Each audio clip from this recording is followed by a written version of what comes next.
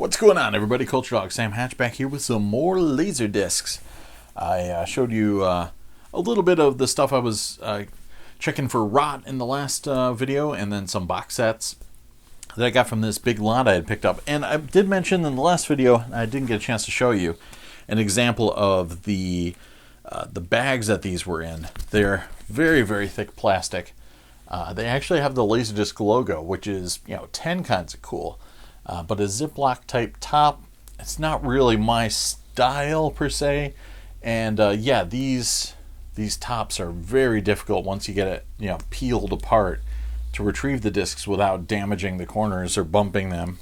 So not a major fan of those. So here's the next batch of discs in no particular, maybe they're alphabetized, but a bunch of kid stuff in here, and some things I'll be selling, but yeah, I'll just show you these and then we'll go from there. Up first is the full frame version of An American Tail, Fievel Goes West.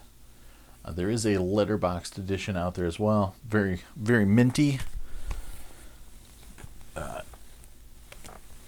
Another very nice copy of the 4:3 version, or the only version on LD, Caddyshack. Classic. Snobs versus the Slobs. And this I never heard of. What year was this? 92. It is a Chris Menges film called Crisscross with Goldie Hawn. Looks like she's a stripper or something. What's the deal? She is a mother trying to raise a son, and it deals with astronauts in the 60s. Yeah, we shall see. But yeah, Crisscross. Never heard of it.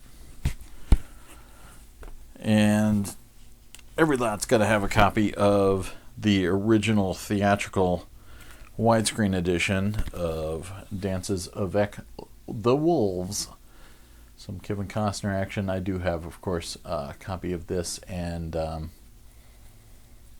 the big director's cut. Nice, nice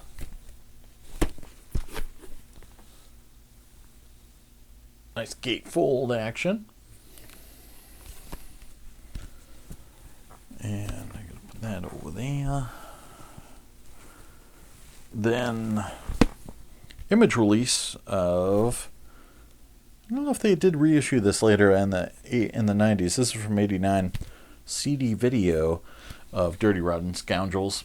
I haven't seen that flick in a while. Good stuff. And I think my buddy Luke wants this, so this one is probably going to be earmarked for him. The stereo laser video disc, Ernest Saves Christmas. Not really a big Jim Varney Ernest fan, though. I mean, I appreciated this work he did for Pixar for sure. But yeah, apparently this is for Ernest aficionados only, and or Christmas movie fans. Saw this in cinemas for my birthday when it came out in, what year was that? 86, and was a huge fan. This is the very pinkish 4:3 pressing Fletch. Classic Chevy Chase. I've not visited this film in a while, so maybe I should check it out again. But Fletch Lives, the sequel.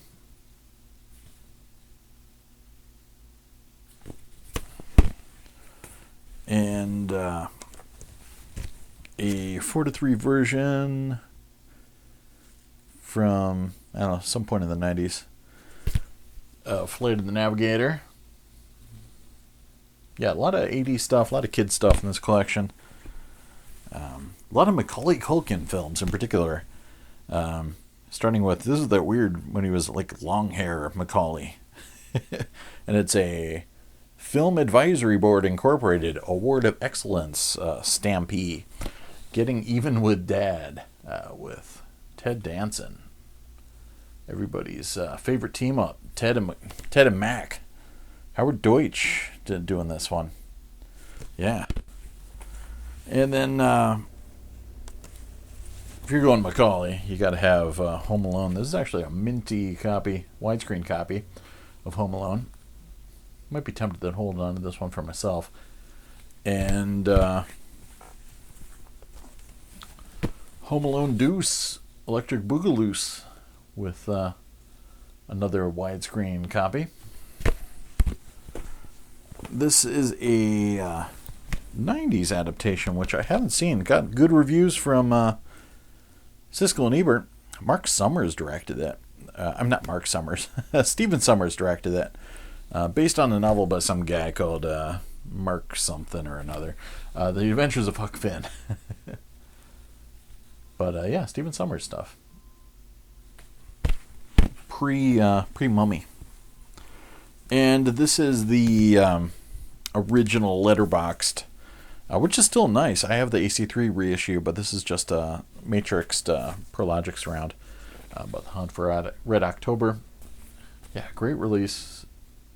This was a seminal LaserDisc viewing title back in the day. Nice gatefold. And back into the kid stuff. Rodney Dangerfield in Ladybugs. Does this have Jonathan Brandis in it too? Yes, it does. There's also a lot of Jonathan Brandis films in this collection. There you go, Ladybugs. And this is the, I think, 4:3 version. 3 sides of the director's cut of Brett Leonard's Lawnmower Man. I have the Scream Factory Blu-ray of this, so I do have a letterbox copy of the director's cut. I still wouldn't mind getting the AC3 reissue that came out later.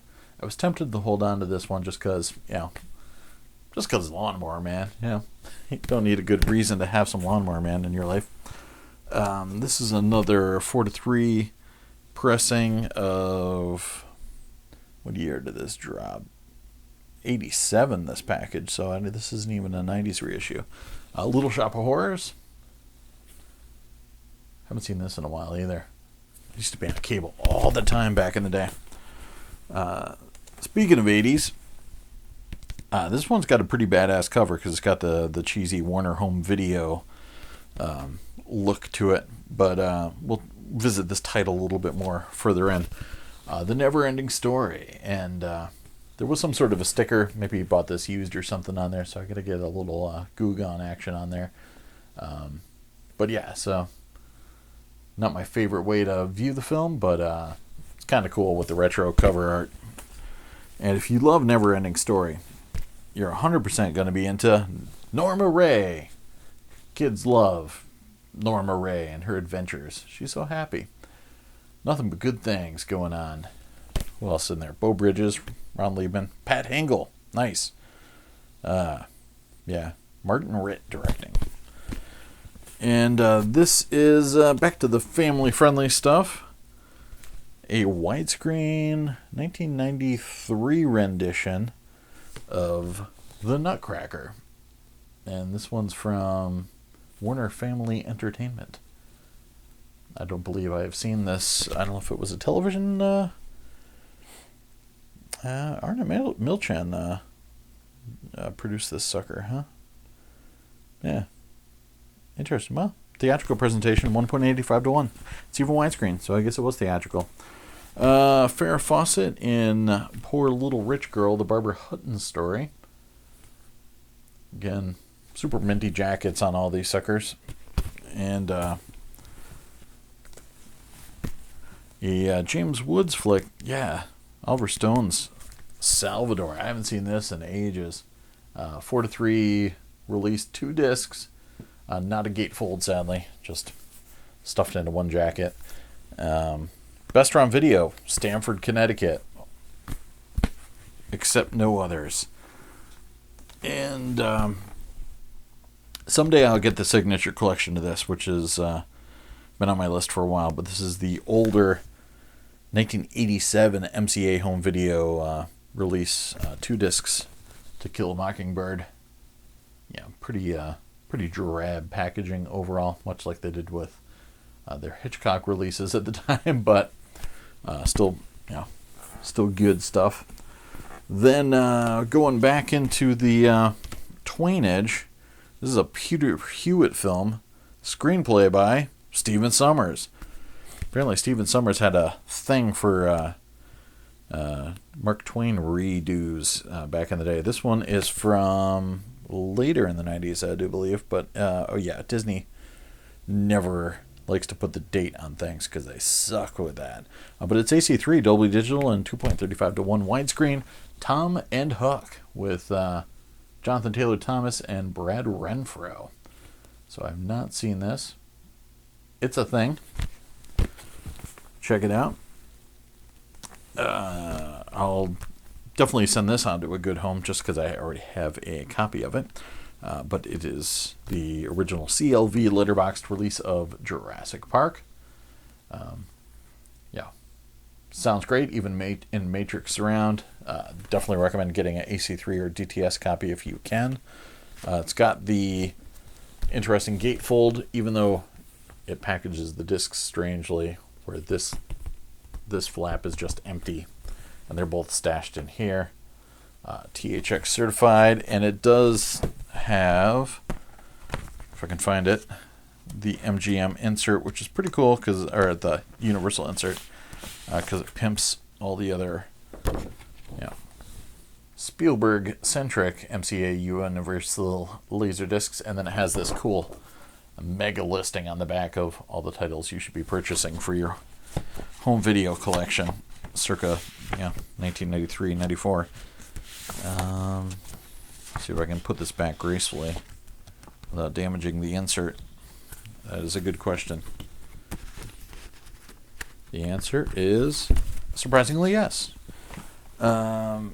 Then you can't have a copy of that without a letterboxed copy of Jaws. This is the pre-signature collection edition that has, there's a little notice up there that has a little bit different audio coming from some of the radios on the beach because of music rights issues, which they did eventually clear up on the signature collection, but this still is worth watching.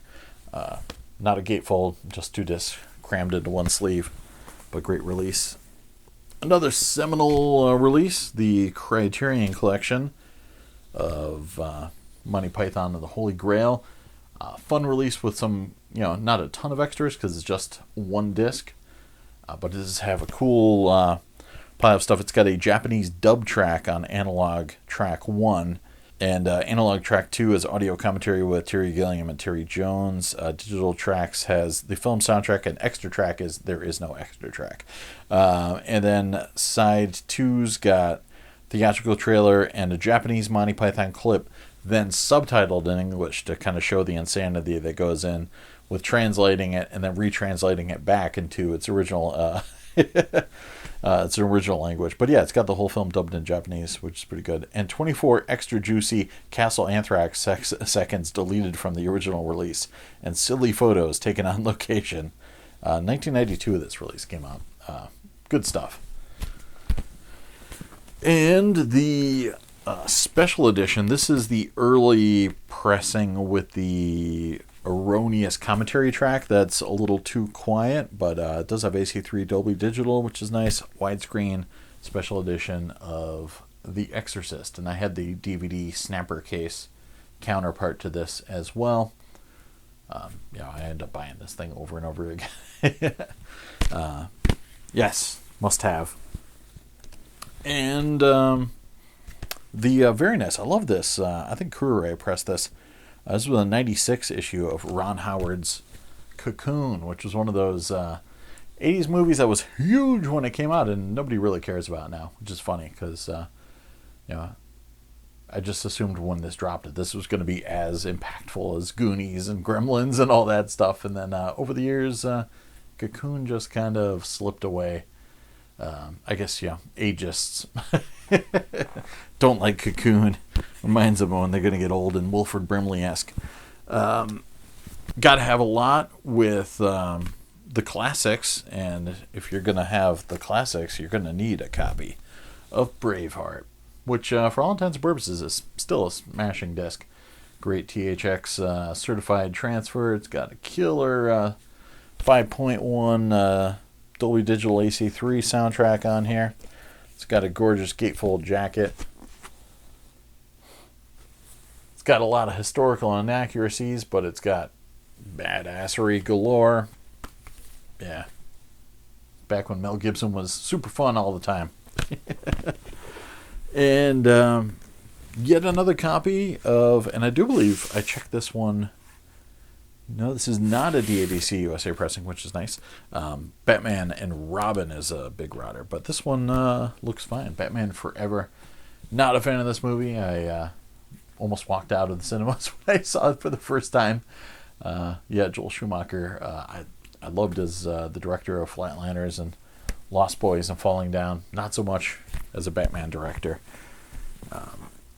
He wasn't an auteur like this gentleman. This is a sealed copy with the flashlight offer sticker on here. So I'm assuming the little coupon inside is still good. But the offer expires on April 30th, 1999. But the retail value is $14.99. So it's worth going back in time to get this thing. But yeah, Roland Emmerich's Godzilla, the reboot, the American kind of reboot. And yeah, Dean Devlin, Roland Emmerich goodness, if you can call it that. 2.35 to 1. Lots of theatrical trailers and teasers on the back end of this sucker. And yeah, if you get 3 packages of Duracell batteries and the Godzilla video, then you can get the free Godzilla flashlight. So have fun with that. So it's sealed. Also sealed and complete with the original Tower Records sticker of $29.95. This is actually worth a little bit more than that because this is Little Darlings, which has a number of notable music rights clearance hang-ups. So this was released on VHS and LaserDisc with the original soundtrack and then reissued on VHS. I think the original one had like a blue slipcase and then it was reissued with a red slipcase. And every like incarnation since then had the altered soundtrack. And then also, I don't believe it's been released on DVD or Blu-ray, period. So, Little Darlings. This is kind of like, I called it the keep of teen sex romps. So, because it's like, the keep is one of those LDs everybody wants because it's not released on DVD and Blu-ray and it's got, music rights issues. So yeah, there you go. Little Darlings, sealed. And a sealed copy of Judy Garland voicing UPA's all-animated production Gay Purrie. I vaguely remember this animated cat action from Warner Brothers, but I don't recall where and when I saw this. Probably on cable or something. Yeah. Harold Arlen music, Chuck Jones, and Dorothy Jones writing, directed by Abe Levitow, and yeah, 1962 is when it originally dropped. And a sealed copy of The Never-Ending Story Due, the next chapter. I showed you I had a loose copy of this as well. Apparently, this guy really liked Never-Ending Story 2, and it also has Box Office Bunny short feature on there as well. And then we're getting into some television stuff. This is the Japanese version of the Babylon 5 pilot, which apparently has some different music and different scenes. So I'm going to check this out, actually, because I remember watching the pilot when it was first aired, and I remember digging the Stuart Copeland music in particular. So there's that. And then we got a bunch of B5, I think mostly Season 1 discs, some of which are sealed. We got The War Prayer and The Sky Full of Stars, sealed. A lot of these are relatively late-ish. 1998 is when these discs came out. And Survivors and By Any Means Necessary. This one's open. Then Signs and Portents and TKO. Another open one.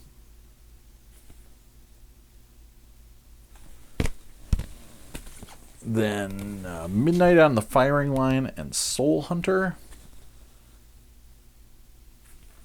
Going deep on the B5 here. And then we have that one again, but this time sealed for your protection. And the Parliament of Dreams and Mind War. And that's the end of the B5 stuff.